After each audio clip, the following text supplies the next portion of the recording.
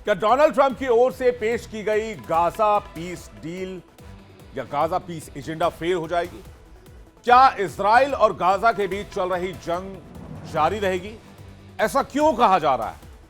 क्योंकि प्रधानमंत्री Benjamin Netanyahu ने एक बार फिर से हमास को खत्म करने की, नेस्तनाबूद करने की कसम खाई है। नेतन्याहू की ओर से यह बात तब कही गई जब हमास ने अमेरिकी राष्ट्रपति डोनाल्ड ट्रंप की गाजा पीस के प्रस्ताव के कुछ पॉइंट्स को स्वीकार करने की बात कह दी है। लेकिन बेंजामिन नेतन्याहू को हमास पर विश्वास नहीं है, इजराइल को हमास पर विश्वास नहीं है। बेंजामिन नेतन्याहू की माने तो हमास का विसैन्यीकरण या तो ट्रंप के प्रस्ताव से होगा या इजरायली सैन्य कार्रवाई के जरिए हासिल किया जाएगा। उन्होंने यह भी संकेत दिया कि गाजा से इजराइल की पूरी तरह से वापसी नहीं होगी, लेकिन डोनाल्ड ट्रंप के प्रस्ताव में इजराइल के सैनिकों की यानी कि आईडीएफ की पूरी वापसी का जिक्र है और हमास भी लंबे समय से यही मांग कर रहा है। यानी टकराव थमने की तस्वीर तो अभी दूर की कौड़ी ही नजर आती। नेतन्याहू ने हिब्रू में एक वीडियो संदेश जारी किया। इसमें कहा कि इजराइल की सेना गाजा में अपने कब्जे वाले इलाकों में अपनी पकड़ बनाए रखेगी। योजना के सेकेंड फेज में हमास को निशस्त्र कर दिया जाएगा, गाजा का पूरी तरह से विसैन्यीकरण कर दिया जाएगा। अब चाहे इसके लिए कूटनीतिक तरीका अपनाना पड़े या इजराइल सैन्य तरीका अपनाए, और जल्द सभी बंधकों की रिहाई की घोषणा भी होगी, क्योंकि इसके लिए इजराइल और हमास एक मिस्र में बड़ी मीटिंग की तैयारी कर रहे हैं। यानी ट्रंप की शांति डील होने से पहले नेतन्याहू नए तेवर में नजर आ रहे हैं। और जब से पीस डील की बात हुई है तब से इजराइल के हमले गाजा में बढ़ गए हैं। इजराइल ने अपने हमले की इंटेंसिटी यानी कि तीव्रता बढ़ा दी है।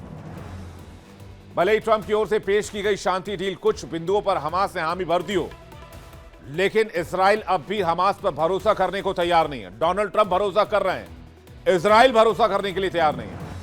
उन्होंने यह भी कहा है कि हमास की कथनी और करनी में हमेशा से फर्क रहा है। यानी ट्रंप की शांति डील का सबसे बड़ा दुश्मन खुद इजरायली पीएम बेंजामिन नेतन्याहू है। हालांकि डोनाल्ड ट्रंप ने दावा किया था कि वो दुनिया को एक नई शांति देने आए, लेकिन अब वही शांति डील न सिर्फ खतरे में है, बल्कि अल्टीमेटम खत्म होने के बाद टूटने के कगार पर खड़ी है। चलिए समझते हैं ट्रंप की शांति डील के मेन पॉइंट्स क्या थे। तो सबसे अहम पॉइंट था तत्काल संघर्ष विराम हो जाए, जो अभी तक नहीं हो पाया है। दोनों पक्षों में सहमति बने, युद्ध तुरंत रोका जाए, बंधकों की रिहाई, सभी इजरायली बंधकों को 48 से 72 घंटे में रिहा किया जाएगा। गाजा का टेरर फ्री इलाका होगा, हमास के प्रभाव को कम करना और नागरिक सुरक्षा को बढ़ावा देना होगा। इजराइल की आंशिक वापसी या आईडीएफ की स्टेप बाय स्टेप घर वापसी, निर्धारित रेखा तक आईडीएफ के पीछे हटने और युद्ध रेखाओं को स्थिर करने का प्रावधान दिया गया था। गाजा के लिए अंतर्राष्ट्रीय निगरानी और अंतर्राष्ट्रीय प्रशासन, तकनीकी समिति गाजा के प्रबंधन में मदद करेगी। हथियार छोड़ने वालों को माफी, अगर हमास के सदस्य हथियार छोड़ने को तैयार हो तो उन्हें सुरक्षित निकासी का विकल्प मिलेगा, यानी कि हमास के लोग फिलिस्तीन में रह ही नहीं सकते। इसके अलावा गाजा को रिबिल्ड करना मतलब दोबारा से बनाना और उसके लिए आर्थिक सहायता देना। गाजा को अंतर्राष्ट्रीय मदद और विशेष जोन का प्रस्ताव दिया था। पीस डील की पेशकश के बाद अमेरिका के राष्ट्रपति डोनाल्ड ट्रंप ने हमास को कड़ी चेतावनी देते हुए कहा था कि अगर उसने गाजा पर नियंत्रण छोड़ने और शांति समझौते पर सहमति नहीं दी तो उसे पूरी तरह से खत्म कर दिया जाएगा। हालांकि डोनाल्ड ट्रंप चौथी पांचवी बार यह चेतावनी जारी कर चुके हैं। ना ही तो हमास की सेहत पर कोई असर पड़ रहा है और ना ही इजराइल के कान पर जू रेंगने को तैयार है। हालांकि जल्द ही पता चल जाएगा कि हमास वास्तव में शांति चाहता है या नहीं। डोनाल्ड ट्रंप ने कहा था कि इजराइल के प्रधानमंत्री बेंजामिन नेतन्याहू भी अमेरिका की शांति योजना के समर्थन में है, लेकिन अब नेतन्याहू की ओर से जारी किए गए इस बयान से डोनाल्ड ट्रंप की शांति डील फेल होती नजर आ रही है। क्योंकि भले ही ट्रंप को शांति डील पर भरोसा हो, जिसके लिए नेतन्याहू को भी वो सहमत करवा चुके हैं बकौल डोनाल्ड ट्रंप, लेकिन बेंजामिन नेतन्याहू को इजराइल के लोगों को हमास पर बिल्कुल भरोसा नहीं है, फिलिस्तीन पर बिल्कुल ट्रस्ट नहीं है, जो इस डील के फेल होने की मुख्य वजह बन सकती है। तो आखिरकार यह जंग किस तरफ जा रही है? हमारे साथ बातचीत करने के लिए इस वक्त मेहमानों का एक बड़ा पैनल जुड़ रहा है। इंटरनेशनल डिबेट शुरू करने से पहले दुनिया भर से मेहमान हमारे साथ जुड़ रहे हैं।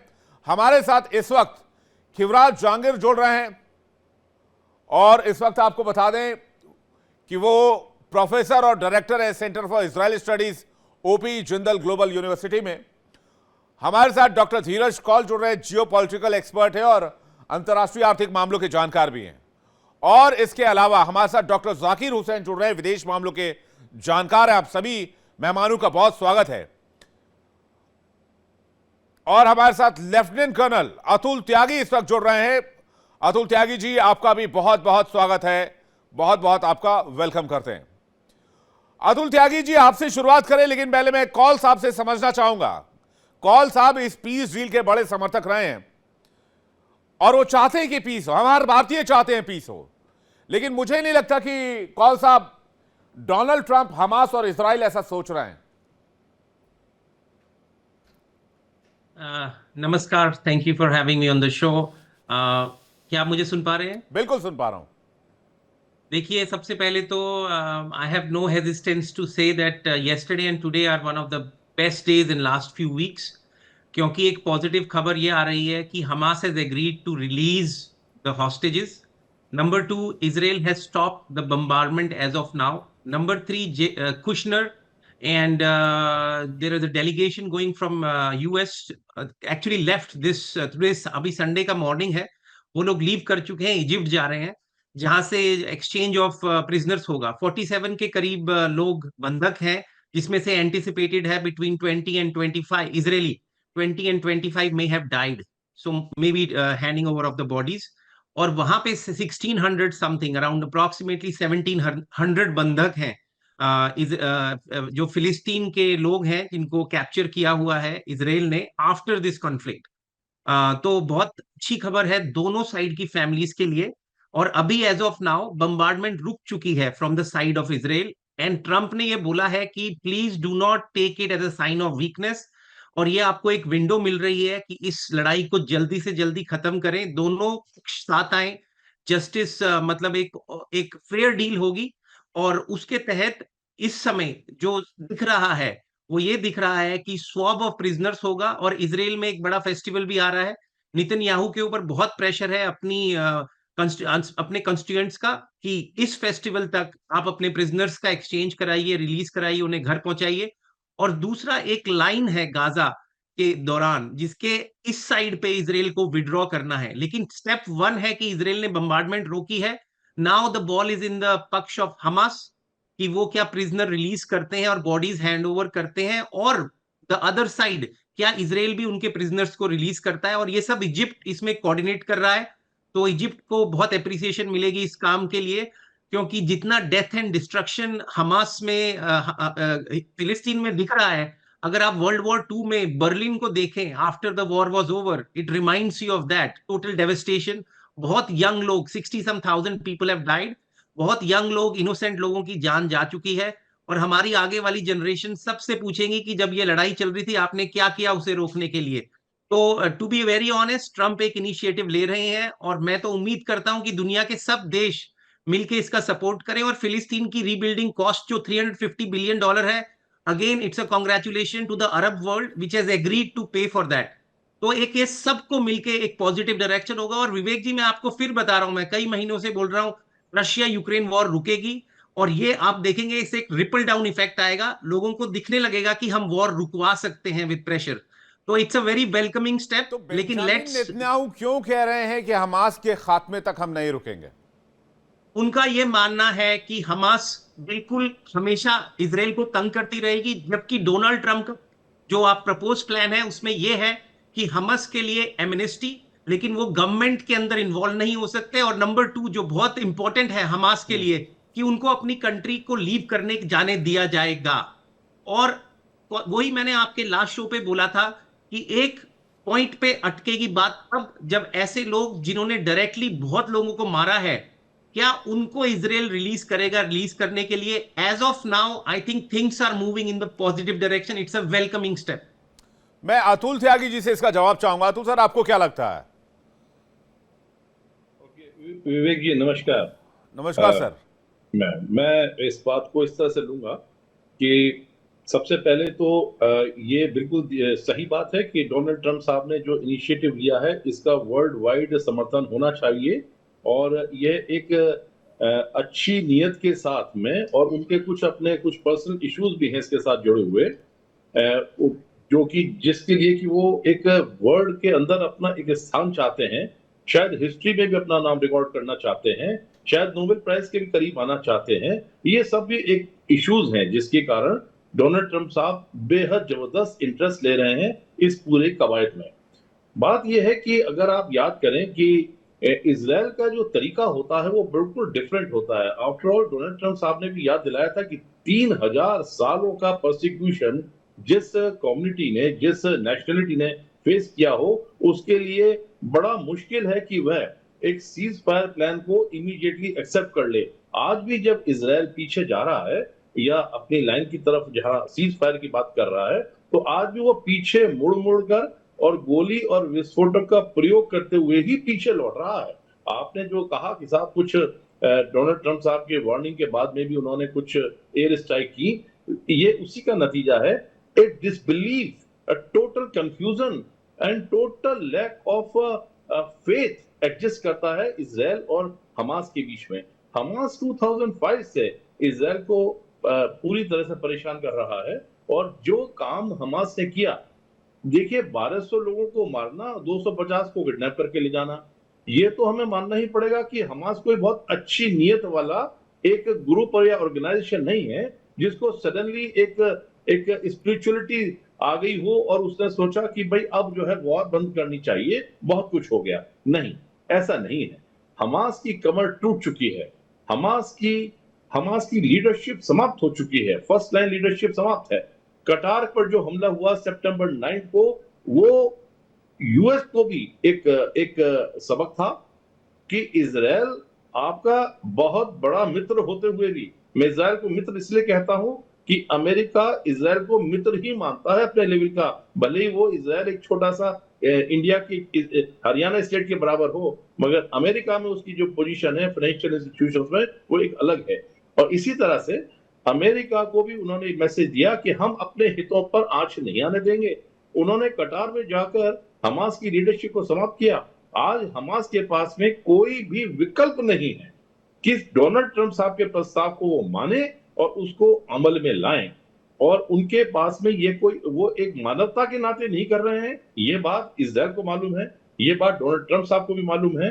और जैसा कि धीरज कौल साहब ने कुछ बातें कही, मैं समर्थन करता हूं इस बात का कि हमास से एक ही प्रॉब्लम आने वाली है, जो मुझे भी उसका अंदेशा है कि दो बातों पर अभी तक वो राजी नहीं हुए।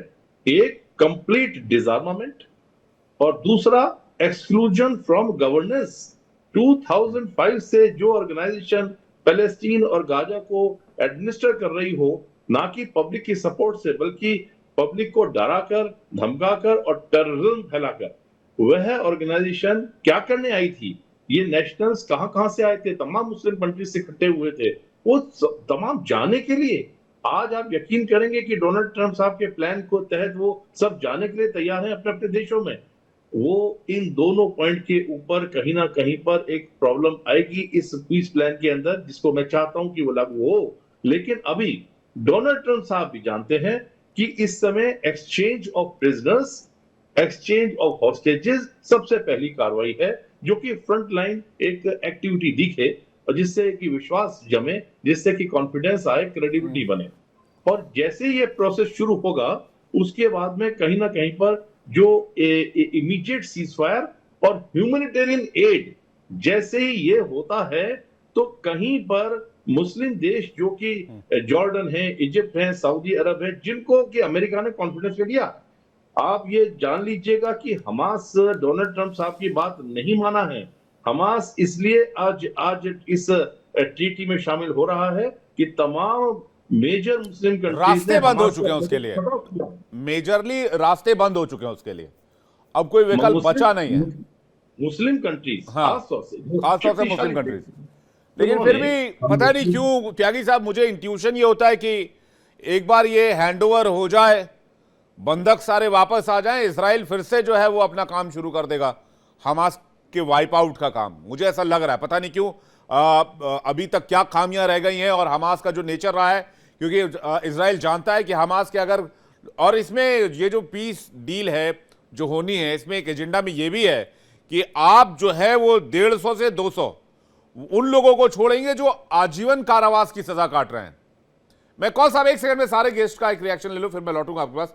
जाकिर हुसैन साहब क्या कहते हैं, क्या उनको लगता है पीस डील हो जाएगी, ये जो डील करने की तैयारी है, या फिर इजराइल हमास के खात्मे तक नहीं रुकने वाला है? पहली बात तो ये है कि एक बहुत ही वेलकम स्टेप है, इसको आगे बढ़ना चाहिए और पास में क्या हुआ उसको भूल जाना चाहिए, नंबर एक। लेकिन ये हमारे सोचने और समझने से नहीं होगा दोनों पार्टीज क्या चाहती हैं। एक तरफ हमास ने एक पहला स्टेप आगे बढ़ा है और उसने ये कहा है कि चलिए हम जो है first phase of the plan को एग्जीक्यूट करते हैं। लेकिन जब आप बात कर रहे हैं कि हमास, क्या इजराइल के ऊपर बिलीव किया जा सकता है कि वो अटैक नहीं करेगा, इसी बात को लेके हमास भी चिंतित है कि अगर हमने आर्म्स डाल दिया, जो कि किसी भी जो है सीज फायर होता है या कहीं लड़ाई खत्म होती है, आर्म्स डालना जो है लास्ट स्टेज होती है। सारे कॉन्फिडेंस बिल्डिंग मेजर्स हो जाते हैं, ट्रस्ट डिफिसिट खत्म हो जाता है, तब उसके बाद आर्म्स को ड्रॉप किया जाता है, आर्म्स को सरेंडर किया जाता है। लेकिन यहां पर मामला कुछ और लग रहा है। न तो इजराइल पैलेस्टीन की टेरिटरी को डिफाइन कर रहा है, न तो नेतन्याहू टू स्टेट थ्योरी को मान रहे हैं। कहां पैलेस्टाइन होगा, स्टेबलाइजेशन फोर्स में कौन कौन रूल करेगा, पैलेस्टीनियन पीपुल का कोई रिप्रेजेंटेशन नहीं है। ये second stage of the plan जो है, यही जो है लाके फिर जो है सिचुएशन को खड़ा करेगा और इसी को लेकर हमास चिंतित है। एक तो ये बात है।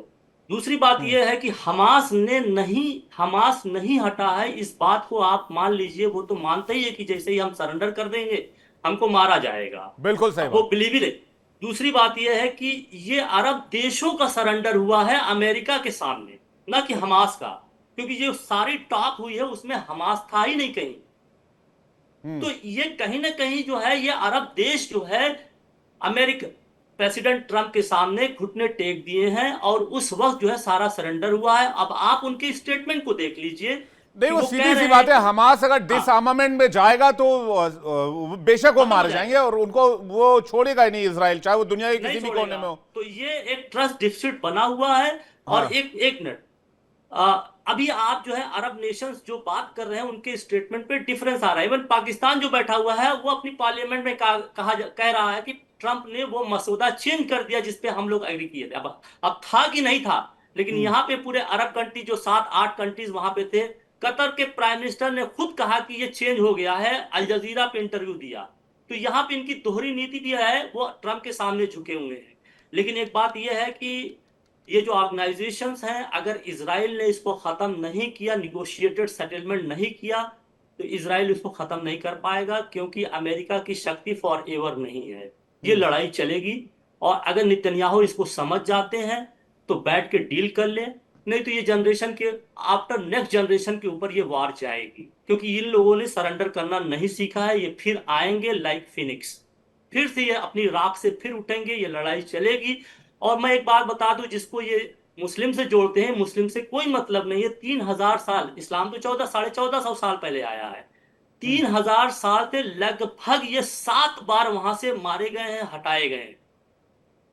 7 बार वहां से इनको भगाया गया है, इनको बुचर किया गया, और इनकी एक ही हिस्ट्री रही है। जब ये पावर में आते हैं वहां पे बर्बरिज्म फैलाते हैं, जैसे आज किया है। ये हकीकत है, हिस्टोरिकल फैक्ट है। इसको नहीं, तो बार्बरिज्म कौन कर रहा है? इजराइल कर रहा है, हमास कर रहा है? नहीं, हमास को किसने क्रिएट किया? इजराइल ने किया। हमास ने इसलिए कि पैलेस्टीनियन अथॉरिटी को डिवाइड, आप हिस्ट्री पढ़िए कौल साहब, आप हिस्ट्री पढ़ लीजिए। 1948 में जब इजराइल को यूएन ने बनाया, तो उसके बाद तो सबसे पहले अरब देशों ने हमला किया। नहीं, अब लेकिन थोड़ा सा डिबेट इसमें घूम जाएगा, इस पर हम किसी और दिन चर्चा, मतलब वो हम उस पर नहीं जाते, किसी और दिन चर्चा कर लेंगे। लेकिन वो बिल्कुल डिफरेंट एंगल हो जाएगा। सैयद रुमान हाशमी हमारे साथ जुड़ रहे हैं, विदेश मामलों के जानकार, और जहांगीर साहब हमारे साथ जुड़ रहे हैं, निदेशक हैं वो ओपी जिंदल यूनिवर्सिटी के डायरेक्टर सेंटर स्टडीज के प्रोफेसर है वो। जहांगीर साहब, आपका एक रिएक्शन, आपको क्या लगता है ये रुक जाएगा? उसके बाद मैं आ रहा हूं आपके पास, हाशमी साहब। नमस्कार। देखिए, इसके रुकने के आसार पूरे हैं, क्योंकि ट्रम्प साहब का मोह भंग हुआ है। ट्रम्प साहब का मोह भंग एक तो नेतन्याहू से हुआ है, और ट्रम्प साहब का एक मोह भंग अपनी धमकाने वाली राजनीति से हुआ है। जब 20 जनवरी को डोनाल्ड ट्रंप ने शपथ ली थी, तब उन्होंने हमास को ये धमकी दी थी कि मेरे शपथ के पहले पहले सारे बंदी रिहा हो जाने चाहिए, नहीं तो नरक मचेगा। हमास ने वाकई में मतलब जो भी उनकी दिक्कत भरी धार्मिकता या जिहाद वाली मानसिकता है, वो कहिए अलग बात है, पर उन्होंने अपने वजूद को बचा लिया। उन्होंने डोनाल्ड ट्रंप की इतनी धमकियों भरे महीने निकाले, तो डोनाल्ड ट्रंप को ये तो समझ में आ गया कि धमकी देने से काम चलेगा नहीं। दूसरी तरफ उनका मोह भंग नेतन्याहू से हुआ है। अगर आप देखें, पिछले एक महीने में खासकर कतर पे जब इसराइल ने हमला हमला किया था, उसके बाद से दो चीज़ें बहुत तेज़ी से बदली।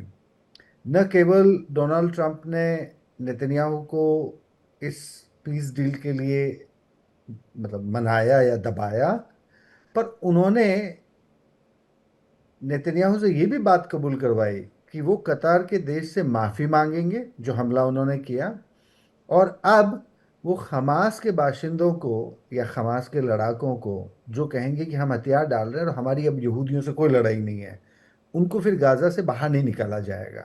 एमनेस्टी दी जाएगी जो लोग रुकना चाहें गाज़ा में। तो मेरे ख्याल से नेतन्याहू का मिलिट्री के तौर पे फेल होना गाज़ा में, या इसराइल की मिलिट्री का फेल होना गाज़ा में, और डोनाल्ड ट्रंप का खुद का मुंह भंग होना, मेरे ख्याल से ये सबसे अहम बात है इस डील के कामयाब होने के पीछे। अब ये कितनी कारगर होगी, उसमें हमास का भी उतना बड़ा रोल है जितना इसराइल की अतिवादी राजनीति का है। एक जो साहब अभी कह रहे थे कि यहूदियों की वजह से या इसराइल की वजह से बहुत नुकसान हुआ है इस इलाके में, ये बात मतलब अपने आप में बड़ी गंभीर है।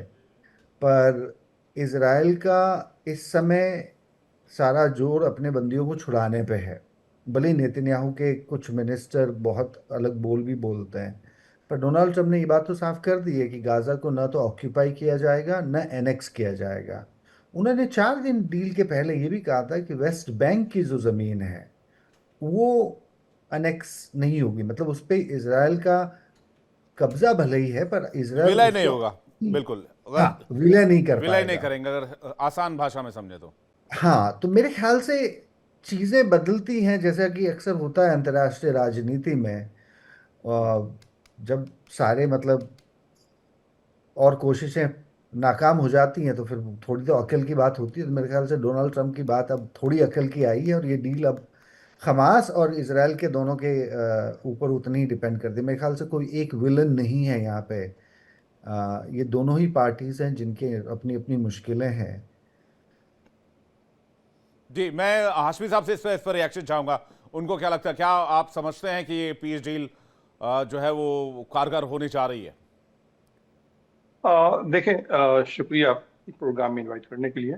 ऐसा है कि डोनाल्ड ट्रंप को मिडिल ईस्ट की, स्पेशली गजा की या फ़लस्तीनी अफेयर्स मामलों की के बारे में उनको प्रॉपर जानकारी नहीं है। वो पता नहीं किस दुनिया में रह रहे हैं। इसके पहले भी डील हुआ है, कैंप डेविड समझौता हुआ, ओस्लो समझौता हुआ। उस समझौते का क्या हुआ, क्या बना? जो समझौता था, 2 स्टेट सॉल्यूशन था। गजा में, वेस्ट बैंक में फ़लस्तीनी अथॉरिटी को इंडिपेंडेंट धीरे धीरे पावर हैंड ओवर करने का, उसको तो प्रेजेंट गवर्नमेंट ने फरीदा लगा दिया। अब ये सीधे एक प्रपोजल लेके आ गए, 20 सूत्री 20 पॉइंट्स। क्या है 20 पॉइंट्स? 1 मिनट में कैसे गजा के लोग जाएंगे नहीं कहीं? गजा के लोग अगर जाएंगे नहीं तो गजा के लोग रहेंगे कहाँ? फलस्तीनी। 95% हाउसिंग वहां पे डिमोलिश कर दी गई है, समतल कर दिया गया है। इसके अलावा अराउंड 60 मिलियन रबल है वहां पे, जिसमें कंटिमिनेटेड है, जिसमें अनएक्सप्लोडेड बारूद भी है, जो मिलिट्री आर्सनल है, मिसाइल है, गोला बारूद है, वो भी उसमें 60 मिलियन। अगर डेली 100 ट्रक्स भी अगर खाली करता है उन रेबल्स को गजा से, इट विल टेक अराउंड 2050 तक गजा से रेबल हटेगा। कहाँ रहेंगे इस बीच में? क्या प्लानिंग है? क्या कोई शहर बसा रहे हैं, कैंपों की शहर बसा रहे हैं? ऐसा कुछ है 20 पॉइंट में? वहां पे 37 हेल्थ सेंटर था, 3 बच रहा है। वहां पैरामेडिक्स मारे गए, वहां पे स्कूल सारे डिमोलिश हो गए। और इसके साथ एक बात और भी है, इजराइल की नेतन्याहू की भी गलती नहीं, पूरी जिम्मेदारी नेतन्याहू की नहीं है।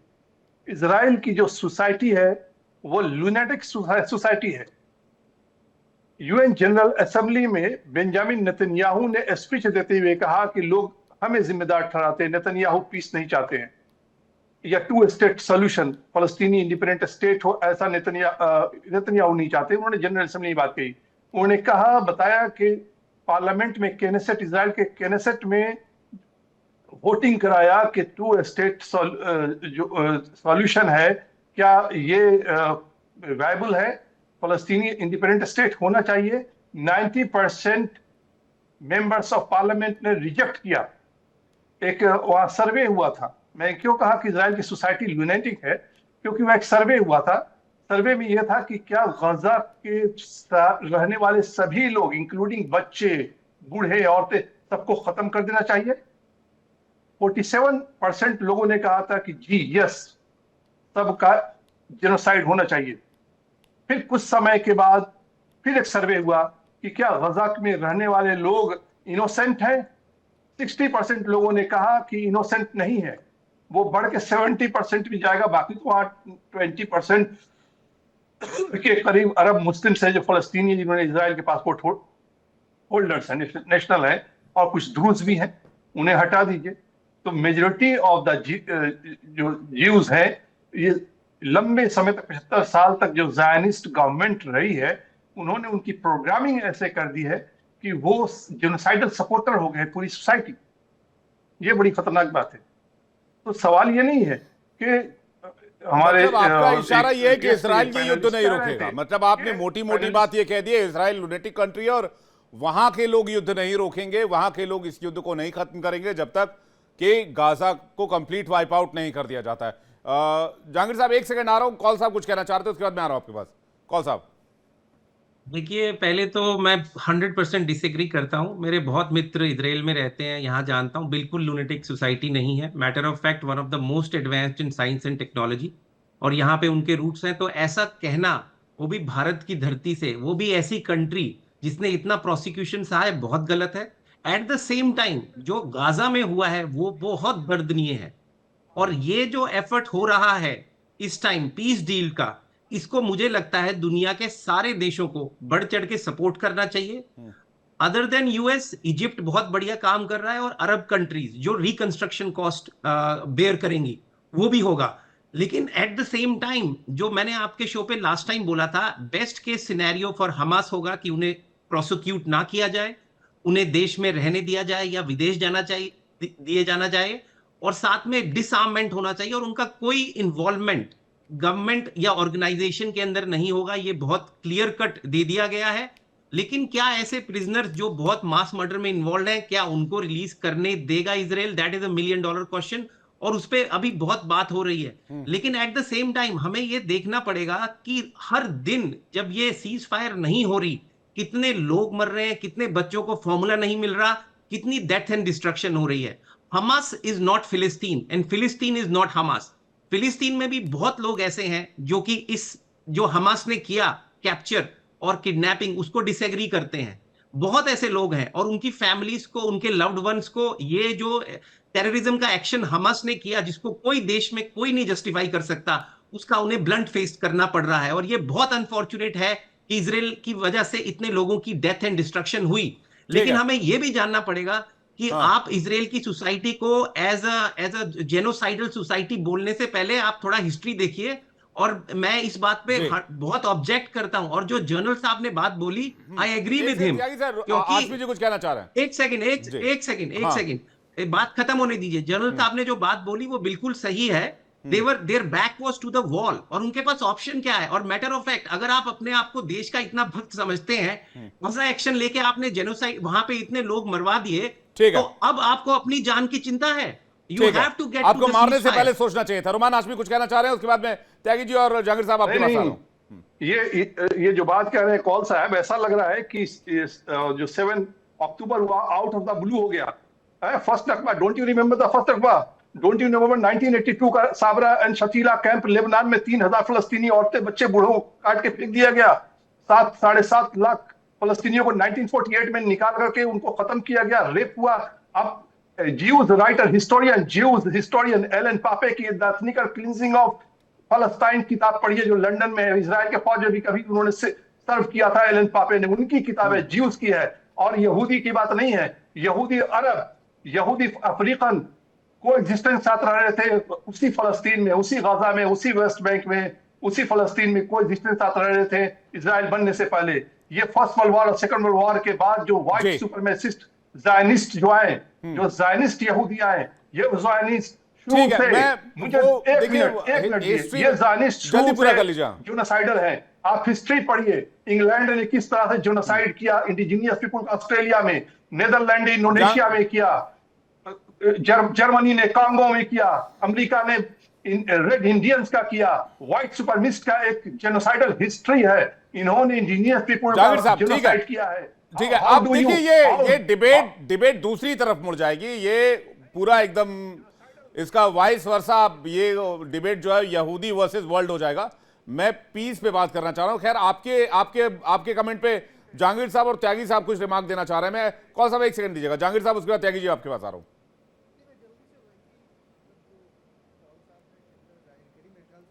आपका हमने माइक बड़े जी, हाँ, बोलिए बोलिए बोलिए बोलिए बोलिए बोलिए। हाशमी साहब बड़े मतलब भले मानुस है, पर उन्होंने बड़ी गलत भाषा का इस्तेमाल किया। किसी भी समाज को लुनेटिक कहना, मेरे ख्याल से ये न केवल मतलब इसे क्या कहें, भारत जैसे देश में एक टीवी पे इस तरह की अल्फाज का इस्तेमाल करना मेरे ख्याल से बेजा है, और बहुत बहुत दिक्कत वाली बात हो सकती है ये, अगर आप इसको ब्रॉडर कॉन्टेक्स्ट में देखें। जो यहूदियों के खिलाफ इस्लामिक सोसाइटीज़ में प्रेजुडिस हैं, जिस तरह से उनके बारे में दुराग्रह पाला जाता है।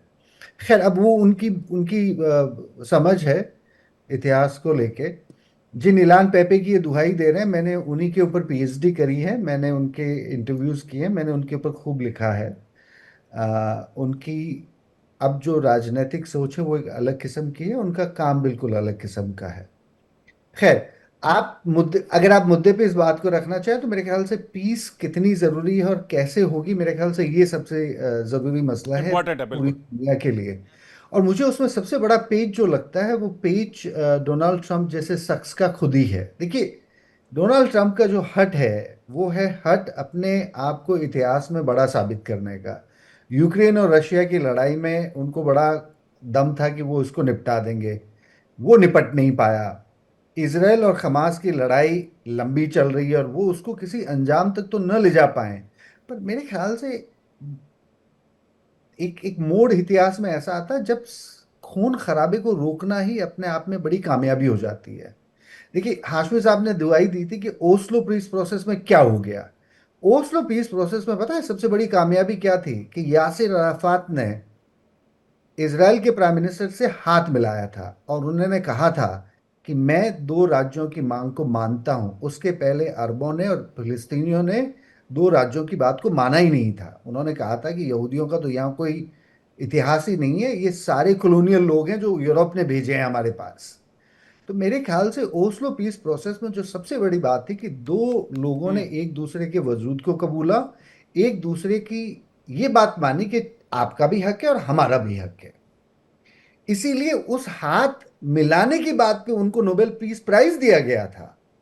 तो मेरे ख्याल से इतिहास में कुछ पेचीदियां ऐसी होती हैं जिसमें वो भले ही एक आपका आइडियल सॉल्यूशन न निकले, पर बात अगर थोड़ी आसान हो जाए तब भी वो अपने आप में बड़ी कामयाब बात होती है। तो डोनाल्ड ट्रंप साहब, मेरे ख्याल से मैक्रन जो फ्रेंच प्रेसिडेंट है, उन्होंने तक कह दिया कि अगर डोनाल्ड ट्रंप सीजफायर करवा लें तो मैं सबसे पहले जाऊंगा नोबेल पीस प्राइज की उनकी सिफारिश लगाने। तो मेरे ख्याल से हमें इस बात को बढ़ावा देना चाहिए कि हाँ, डोनाल्ड ट्रंप साहब इस बात को बढ़ाएं और उनको नोबेल प्राइज दे दिया जाए, पर वो कम से कम नेतन्याहू पे लगाम लगाएं और हमास का इलाज करें, जो कि दोनों ही चीजें जरूरी हैं। त्यागी साहब कुछ कहना चाह रहे थे, त्यागी जी। विवेक जी, मैं सबसे पहले बहुत थोड़े से शब्दों में ये जो अब्राहमिक रिलीजन की जो पुरानी कन्फ्लिक्ट है इसका जिक्र साहब ने किया है, हाशमी साहब ने, बस उसके बारे में सिर्फ इतना कहूंगा कि 3000 years of catastrophe is no race in this human history has ever faced. ये हिस्टोरिक सिंबॉलिक है और इसमें एंशिएंट मेडिवल पीरियड और 20th सेंचुरी, इन तीनों ही पीरियड में ज्यूज के साथ जो हुआ वो किसी के साथ कभी नहीं हुआ। आप तो हॉलोकास्ट को भी भूल गए, आप तो गैस चैम्बर को भी भूल गए। मैं इस बात को यही समाप्त करना चाहता हूं because you have to organise a separate debate for this topic. मैं वही कह रहा था, ये टोटली दिस इज, ये बहुत डिफरेंट टॉपिक पे चला जाएगा। मैं मुद्दे पर आना चाहूंगा। हम्म। देखिए, सबसे पहले हम क्या गलती कर रहे हैं विवेक जी कि हम एक स्टेट और नॉन स्टेट को कंपेयर कर रहे हैं। ये शायद इजराइल के साथ एक जाति है। इजराइल एक कंट्री, 1948 में यूएन ने मिलकर उसको एक टेरिटरी दी। वो इजराइल अपने आप से कोई टेरिटरी डिक्लेयर करके नहीं बैठ गए। बेफूर जो फॉरेन मिनिस्टर थे ब्रिटेन के 1917 में, उन्होंने कॉल किया था कि तमाम ज्यूज जो दुनिया भर में फैले हुए हैं बिकॉज ऑफ परसिक्यूशन, वो सब आए और इस लैंड में रहना शुरू करें।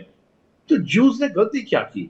पहली बात तो इजराइल का जो एग्जिस्टेंस आया that came because of the mandate of UN. ये अपने आप से कोई सेल्फ डिक्लेरेशन नहीं था। अब हम कहां कर रहे हैं बात? हम हमास को और इजराइल को कंपेयर कर रहे हैं। ये तो वही वाली बात हो गई कि आप जो जैश ए मोहम्मद को हिंदुस्तान के साथ कंपेयर करिए। हम पाकिस्तान के साथ कंपेयर होने के लिए तैयार हैं, हमेशा होते भी रहे हैं, लेकिन हम जैश ए मोहम्मद को, हम एलटीटी को, इस तरह की टेररिस्ट ऑर्गेनाइजेशन को हम जो है कंपेयर करें और आपस में डिबेट करें, ये तो कुछ बात मंजूर, मुझे तो एज ए डिफेंस पर्सनल बिल्कुल गले नहीं उतर रही है। अब मैं बात करना चाहूंगा कि हमने एक और बात यहां कह दी कि साहब नेतन्याहू को सतर्क रहना चाहिए कि वो पीस डील फेल ना हो जाए। मैं आपको यकीन दिलाता हूं कि नेतन्याहू साहब, इसलिए यकीन दिलाता हूं कि मैं कुछ मामलों को बहुत डिटेल में इसका अध्ययन कर चुका हूं और डिटेल में कहीं ना कहीं पर मेरे पास में कुछ ऐसी बातें हैं जो मैं कह सकता हूं कि नेतन्याहू साहब तो ये चाहेंगे कि ये ट्रीटी हो जाए, क्योंकि उनके यहाँ पर एक मिलीजुली सरकार चल रही है। आज उनके यहाँ वही कोलिशन की स्थिति है जो हमारे यहाँ कभी मनमोहन सिंह जी की थी, जहां करप्शन होता था, रोक नहीं पाते थे बिकॉज कोलिशन सरकार थी। वहां पर कोलिशन सरकार है। पहली बार इजराइल के लोगों ने अपने करैक्टर के विपरीत जाकर पहली बार उन लोगों की डिमांड की कि हमारे वो 28 लोग, जो हमारे 20 लोग जिंदा हैं और 28 जो हमारे जो लोग मर गए हैं, उनको लाया जाए। ये वही वाला किस्सा हुआ जैसे कि हमारे यहाँ भी हुआ था जब एयरक्राफ्ट हाईजैक हो गया था, तो प्राइम मिनिस्टर रेजिडेंस के बाहर लोग जो लेट गए थे जाकर, और अटल बिहारी वाजपेयी जी को मजबूर कर दिया था। पहले इजराइल में कभी ऐसी घटनाएं नहीं घटी। इजराइल तो फेमस है, honeymoon couples used to go back to their country to safeguard the interest of the country. लेकिन यहाँ पर नेतन्याहू साहब का एक तो विरोध जो है अंदर शुरू हो गया। दूसरा, गौर करिए, 2 साल की तो रशिया की यूक्रेन की लड़ाई और 2 साल की इजराइल की और हमास के साथ में लड़ाई, और ये जंग है, इसमें नेस्तनाबूदी, बर्बादी, भीषण तबाही, विध्वंस और विनाश हुआ, लेकिन किसी भी नतीजे पर लड़ाई नहीं पहुंची। यह बात ट्रंप साहब को भी समझ में आ गई कि लड़ाई से और लाखों टन बारूद को फेंकने से देश खत्म नहीं होते, समस्याएं खत्म नहीं होती। तो यहां पर जो है, जैसे कहते हैं ना कि यूएस ने एक बड़े भाई का रोल अदा किया है, वो पेरेंट रोल तो है ही। इजराइल की जो शक्ति है पीछे से यूएस से आती है। तो यूएस का अगर इशारा हो गया है तो कभी हमने नहीं सुना था, इतिहास में भी नहीं है कि इजराइल के प्राइम मिनिस्टर ने माफी मांग ली हो। माफी मांगी उन्होंने कतार के प्राइम मिनिस्टर से, तो वो सब यूएस के कहने पर ही सब हो रहा है। अब यूएस क्यों करना चाह रहा है? यूएस इसलिए करना चाह रहे हैं कि ट्रंप साहब को भी पता चल गया कि यूएनओ में 155 कंट्रीज ने इजराइल के एक्शन को डिक्राई किया। लेकिन आप ये तो देखिए कि हमास ने क्या किया। हमारी जबान में एक तरह से बंद हो जाती है, सूख जाती है, मुंह में दही जम जाती है जब हमारे को बात आती है कि हमास ने क्या किया था 7 अक्टूबर को 2023 में। 1200 लोगों को कत्ल कर ये तो फिर और बात वही 250 आती है कि हमास को जन्म देने वाला इसराइल, हमास को बनाने वाला इसराइल, पीएलओ कैसे? बनाने वाला इसराइल। ये कैसे? ये किस अथॉरिटी से कहा गया ये बात? हमास में तो तमाम वो लोग हैं जो पैलेस्टीन के हैं और जो मुस्लिम कंट्रीज से, मैं मुस्लिम की बात नहीं कर रहा हूं, मुस्लिम कंट्रीज का इसलिए कहना पड़ रहा है क्योंकि देयर आर 56 मुस्लिम कंट्रीज जहां से वहां से ये लड़ने के लिए आए हैं। ये लड़ने के लिए आए हैं और ये हाँ। लड़ने के लिए जगह जगह जाते हैं। इसका मतलब ये नहीं है कि सऊदी अरब उसके लिए रिस्पॉन्सिबल है या इजिप्ट नहीं, वो बात responsible ठीक है, वो बात क्योंकि समझने लायक है, बिल्कुल। सऊदी अरब, इजिप्ट और कटार, ये तो तीनों कंट्रीज और सीरिया ने, इन्होंने खूब मदद की है डोनाल्ड ट्रंप साहब की, वो तारीफ के काबिल हैं। लेकिन समस्या ये है कि हम हमास को किस लेवल के ऊपर ले जाकर एक स्टेट के साथ मेजर कर रहे हैं, इससे मैं बिल्कुल अगर इसराइल तो हमास को कंप्लीटली टेरर आउटफिट के तौर पर देख रहा है, तो मुझे लग रहा है ये सीजफायर सिर्फ बंधकों की रिहाई तक है। जैसे ही बंधकों की रिहाई होगी, ये एक्शन फिर से शुरू हो जाएगा। जाकिर हुसैन साहब काफी देर से वेट कर रहे हैं, कुछ कहना चाह रहे हैं, उसके बाद रुमान हाशमी कौल साहब आपके पास आ रहा हूं मैं। देखिए, मैं क्या कहूँ इसमें, जहांगीर साहब जो हैं इसराइल से पढ़े हुए हैं, कौल साहब के बहुत ज़्यादा फ्रेंड्स हैं, कौल साहब जो हैं ट्रम्प के बहुत बड़े सपोर्टर, अगर कुछ कहेंगे तो ट्रम्प नाराज़ हो जाएंगे। और हमारे आर्मी के जो अतुल साहब, उनके बारे में हम कुछ कहना नहीं चाहते क्योंकि आर्मी के पर्सनल के बारे में कुछ कहा जाए तो वो गलत होगा। तो इन लोगों ने साफ जाहिर कर दिया अपनी बातों से कि आपके प्लेटफॉर्म पे हम अपनी बात नहीं रख सकते हैं। ये गवर्नमेंट को अट्रैक्ट कर रहे हैं कि देखिए ये गलत बात बोल रहे हैं, भारत में ऐसे भी लोग हैं। भारत एक प्रजातंत्र है, आप एक खुला मंच दे रहे हैं, उस पर हम बात कर सकते हैं। ऐसे लोगों को इस तरीके से बात नहीं करना चाहिए, अगर करना है तो हिस्ट्री पढ़ के। नहीं, उनका कहना है कि हम नहीं, जैसे इन्होंने जो बातें, देखिए विवेक साहब, मैं वो बिल्कुल बहुत ही क्लियर बात कर रहा हूं, मैं तर्क छोड़ पे नहीं बात हो रही है, सकता हूं। जाकिर साहब, तर्क पे बात हो रही है। तर्क ये है, तर्क बात नहीं हो रही, आप उस तर्क को काउंटर कर दीजिए। तर्क ये है कि जैसे जैश लश्कर की बात नहीं कर सकते, प्रमोट नहीं कर सकते, वैसे ही हमास को नहीं कर सकते। नहीं, जैश को हमास से कंपेयर नहीं कर सकते। Jaish is a Pakistani outfit which is destroying Indian peace and security and coexistence. Hamas अपनी लड़ाई लड़ रहा है, अपनी जमीन की लड़ाई लड़ रहा है। तो हमास कोई सैन्य संस्था नहीं है ना। देखिए, मैं बिल्कुल साफ हूं कौल साहब। अब आपके आज के बाद मैं आपके डिबेट में नहीं आऊं क्योंकि इन लोगों ने मेरे मुंह में ताला लगाना कोशिश की है, हमको इंडिकेट। अरे आप तर्क दीजिए ना, आप बिल्कुल ओपनली कहिए, आप बिल्कुल कहिए कि ये मंच वाली खुला डिबेट हुआ है। यहाँ पर नाराजगी और गैर नाराजगी वाली बात नहीं है। आप तर्क रखिए, आप तर्क रखिए हुसैन साहब। मेरी बात सुन लीजिए, मेरी बात सुन लीजिए पहले। ये नाराजगी नहीं है, इन्होंने जो लैंग्वेज आप रिपीट करके देख लीजिएगा, इन्होंने साफ गवर्नमेंट ऑफ इंडिया को कहा कि ऐसे लोगों को भारत में रहने की जगह नहीं है। किसने कहा? ये बोलेंगे हमसे भारत में रहने की जगह नहीं है, हम सही नहीं किसने बोलेंगे। कहा? वो लाइन तो रिपीट कीजिए, किसने कहा? साहब ने कहा है। क्या कहा? कौल साहब जो एनआरआई वहां बैठे हैं, उन्होंने कहा। अरे किसने कहा? लाइन क्या थी वो तो बताइए ना। मैं भी शो होस्ट कर रहा हूं, मुझे नहीं समझ में आया कि किसी ने आपको कहा कि भारत में रहने का। तो ये है, आप रिपीट करके देख लीजिएगा। अरे लाइन तो बताइए, एग्जैक्ट लाइन आपने नोट की होगी, सुनी होगी मुझे। आप देख लीजिए, उन्होंने कहा कि भारत जैसे लोग में, भारत जैसी कंट्री में ऐसे लोग जो है इस तरीके की बात करते हैं। क्या बात करते हैं? हिस्ट्री हम बता रहे हैं। हमने सिंपली कहा है 3000, ट्रम्प ने खुद कहा ये 3000 साल पहले की प्रॉब्लम है। ये इस्लाम और कौन से हमास में आज तक किसी ने ये नहीं कहा कि पूरे मुस्लिम कंट्रीज के जो है फाइटर वहां पे इकट्ठा हैं। मैंने तो कभी नहीं पढ़ा। मैं तो 20 साल से ज्यादा मैं रिसर्च कर रहा हूं, कभी नहीं मुझे मिला कि कोई मुस्लिम कंट्री का, अफगानिस्तान नहीं है ये, सीरिया नहीं है ये, जहां पर वेस्टर्न कंट्रीज ने खुद लाके वहां एयर ड्रॉप किया है। हमास से आपकी क्या हमदर्दी? मैं समझ नहीं पा रहा हूं, क्या क्यों हमास क्यों? इसलिए जिस तरीके से हमारे फ्रीडम स्ट्रगल में एक मिलिटेंट ऑर्गेनाइजेशन इमर्ज हुआ था ब्रिटिश के खिलाफ लड़ने के लिए, उसी तरीके से हमास। तो फिलिस्तीन गुलाम थोड़ी था इससे पहले? नहीं, फिलिस्तीन ने इनको इनवाइट किया था, इनको जगह दी थी। क्यों नहीं टू नेशन थ्योरी जो है डिफाइन करके टेरिटरी दी जाती है? Hamas is a army organisation, हम उस पे बैक नहीं army unit, I am not कोई सैन्य संगठन है? देखिए, मैं सिंपली ये कहना चाहता हूं, ट्रंप ने एक लाइन दिया है, उस पे हमको बात करना है। इसको 3000 साल की प्रॉब्लम को खत्म करना है। पहला चरण में दोनों तैयार हैं। इसमें जो है मैं तो सिंपली ये जानता हूं प्रॉब्लम खत्म नहीं होने वाली है। नहीं, सुनिए, हाँ। बहुत ऐसी सारी चीजें हैं कि प्रॉब्लम खत्म नहीं हो सकती, लेकिन आदमी का अगर विल पावर है तो खत्म कर सकता है। नहीं होगी, मैं कह रहा हूं ना, ये ऐसी कॉन्फ्लिक्ट है, हिंदुस्तान पाकिस्तान की जंग कभी खत्म नहीं होगी। सभी कह रहे हैं, ये सभी कह रहे हैं कि ट्रस्ट वैसे इजराइल फिलिस्तीन का मामला कभी खत्म नहीं होगा, जैसे हिंदुस्तान पाकिस्तान है, वही सिचुएशन बना हुआ है। और ये मेरा मानना है, ये मेरे स्टडी के हिसाब से मैं ये मानता हूं कि ये कॉन्फ्लिक्ट बना रहेगा। नहीं, हम अगर होप रखते हैं, हम मिलने की कोशिश करते हैं, हमारे अंदर चाह है दोनों तरफ ठीक से, है। हम खत्म कौन साहब कुछ कहना चाह रहे हो, उसके बाद मैं सिर्फ 1 मिनट और बात मैं दूंगा, जल्दी से बोल दिया। हाँ, मेरा कहना यह है कि let us not become devil's advocate. किसने क्या किया, कैसे किया, वो जाने।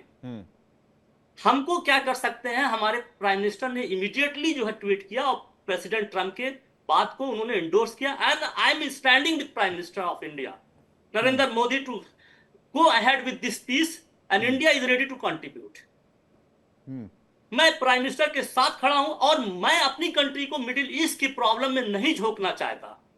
आई want to protect the interest of my country. अगर पाकिस्तान कर रहा है तो पाकिस्तान से हम समझने के लिए तैयार हैं, हमारे पास उतनी शक्ति है।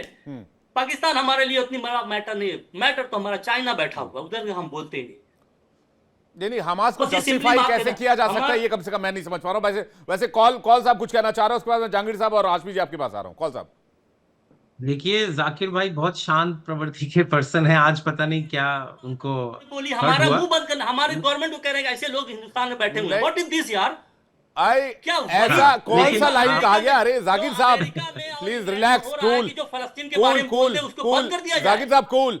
देखिए रिलैक्स, कोई बात नहीं है, कोई लड़ाई नहीं हो रही है, वैचारिक लड़ाई हो रही है। देखिए मतभेद हो सकते हैं, मनभेद नहीं होना चाहिए। हाँ देखिए, हम हमास की माइंडसेट में नहीं, हमें उनके साथ ऐसा मतलब एग्रेसिव होना चाहिए। पहली बात तो ये। दूसरी बात, आप वो लाइन को रिट्रीट करके देखिएगा। मैं आज फिर रिपीट करता हूं कि भारत जैसे अच्छे बुद्ध के देश से अगर ऐसी स्टेटमेंट आए, इट्स वेरी अनफॉर्चुनेट। और ये आपके CSI के जो पर्सन बैठे उन्होंने भी बोला था। दूसरी बात, एक और बहुत अनफॉर्चुनेट बात जाकिर भाई ने बोली, जिससे मैं I hope he retreats his statement.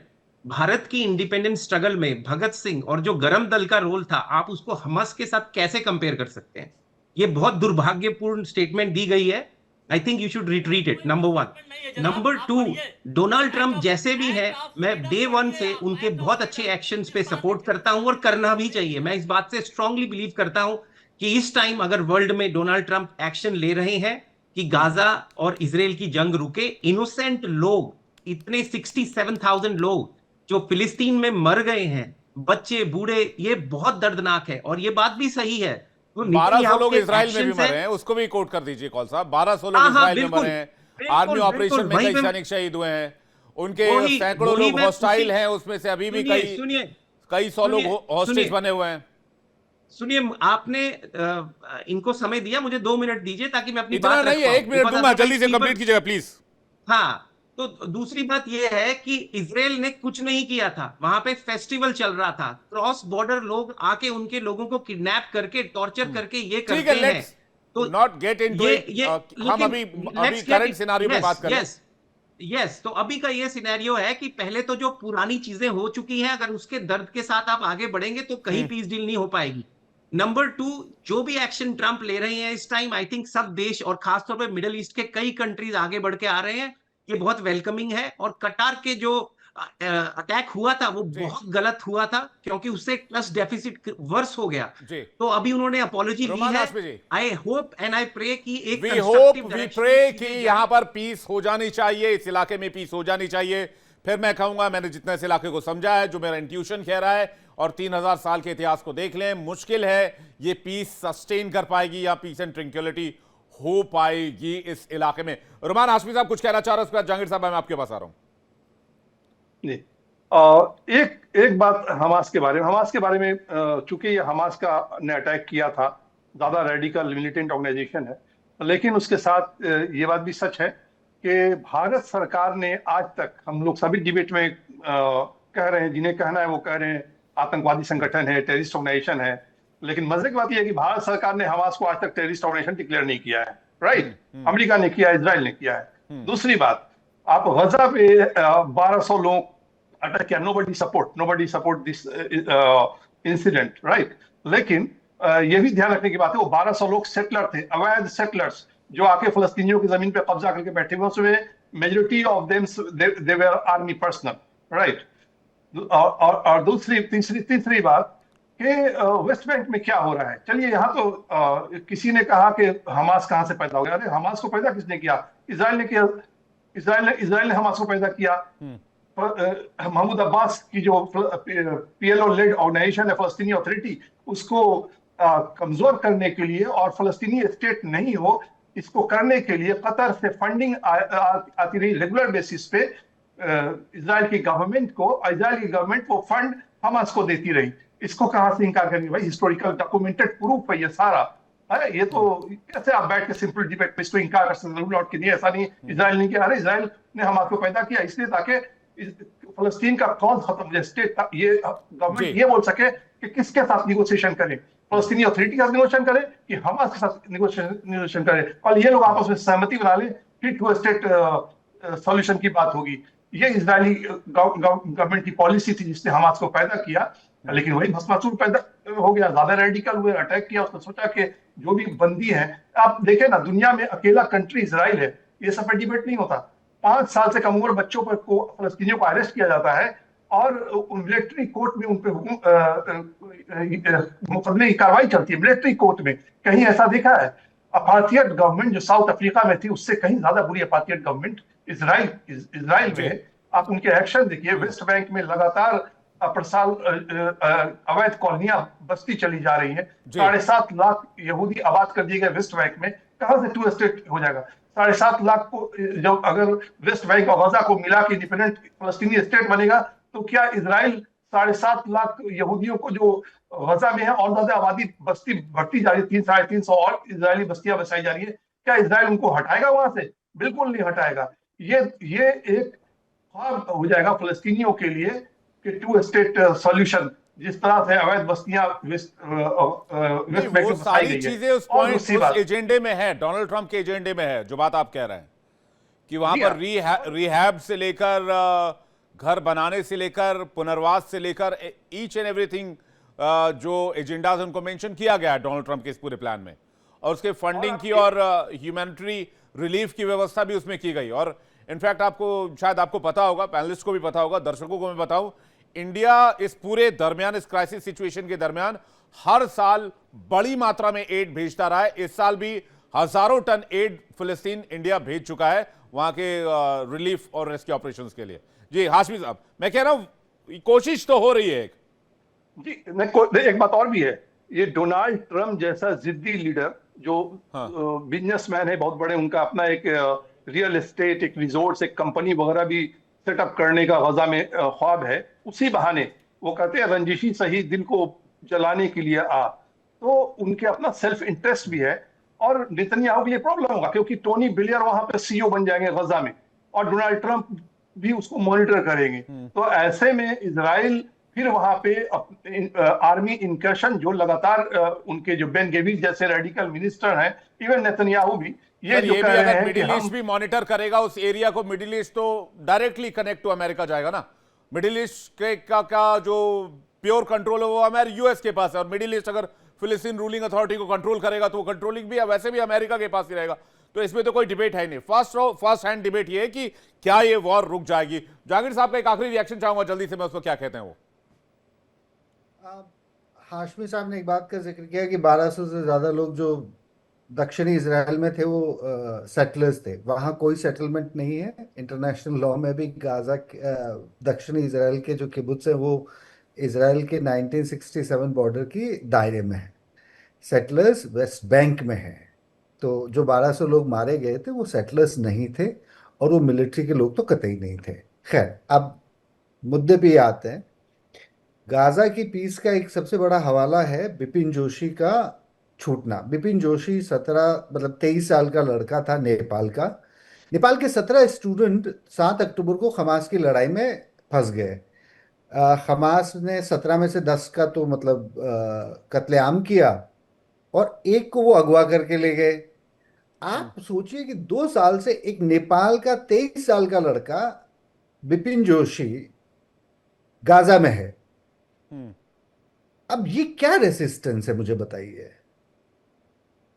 और बिपिन जोशी की माँ और उसकी बहन इन दिनों अमेरिका में है, जो वो यूनाइटेड नेशंस की जनरल असेंबली की सेशन चल रही थी, तो वो वहां तक गए हैं। न्यूयॉर्क टाइम्स ने उनके माँ और बहन का इंटरव्यू छापा है नहीं, इज कि देयर एनी होप कैसे। For piece? देखिए, पीस एक बहुत मुश्किल सवाल है मिडिल ईस्ट में। अब बात हो रही है खून खराबे को रोकने की। मेरे जी। ख्याल से वो रुकावट जरूरी है। खून पीस का खराबा रास्ता उसके रोकना बाद जरूरी शुरू है, होता उसके बाद पीस पर बात हो जाएगी। फिलहाल आप मेहमानों का बहुत शुक्रिया हमारे साथ जुड़ने के लिए और अपना कीमती वक्त देने के लिए। समय इतना ही था, सीमित समय, माफ कीजिएगा। दोबारा मैसेज एंड पर इस पॉइंट पर जुड़ेंगे और बातचीत करेंगे। इंटरनेशनल डिबेट हम लगातार रोज 8:50 पर आपके लिए लेकर आते हैं। आज के इस डिबेट में फिलहाल इतना है। बारी आज के सवाल की। इंडिया डेली क्विज कॉन्टेस्ट अब आ चुका आपके सामने और हमारा आज का सवाल यह है, भारत का राष्ट्रीय पशु क्या है? ऑप्शंस हैं आपके सामने, ए बाघ और बी शेर। अपना सही जवाब भेजिए 72407 पर और लकी विजेता को मिलेगा शानदार इनाम। इंडिया डेली क्विज कॉन्टेस्ट के कल के विजेता का नाम अब आपको बता देते हैं। कल के विजेता बने हैं सतनाम सिंह बोसरा, अमृतसर पंजाब से। आपका नाम चुना गया है, आप लकी विजेता हैं। आपको बहुत बहुत बधाई सतनाम जी।